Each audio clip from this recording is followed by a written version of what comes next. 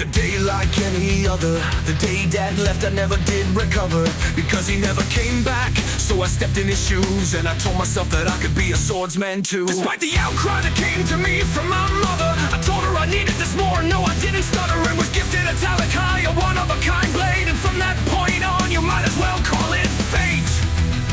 I became a house member, and I didn't hold back, despite my house hand even trolling me a tad. And then due to some situation, things changed real fast, as I found out about how Seed was planning an attack.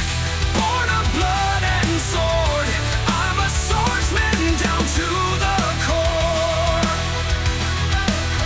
This is my fate with Etalikai, to be the greatest swordsman known alive, and discover why my father went missing, to understand why I have Etalikai's blessing, to defend my people, to keep them living, and avenge my mother's tragic ending. I tried to warn them all, but they just wouldn't listen. I understand I'm just a digit, but why does no one have my vision?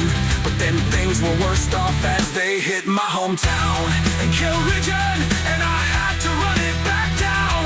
And we found werewolves there that had gone rampant. No civilians in sight, where's my mother, what had happened? We fought our way through the carnage and destruction, only to find out the civilians had not been abducted. They were the werewolves now, and there was nowhere else to hide. So we raised our swords with the only option left, to fight.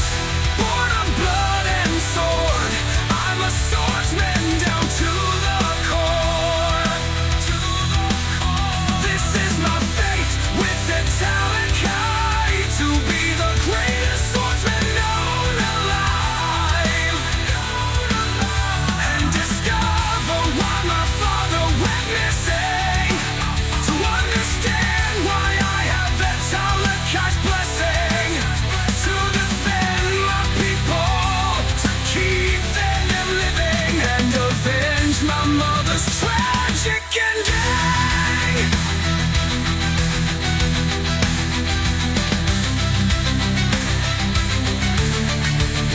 Barely surviving, but I keep on thriving. Etalikai in hand, no way I'm dying. And after all of that, my mother still wound up missing, and I blame Seed for all this needless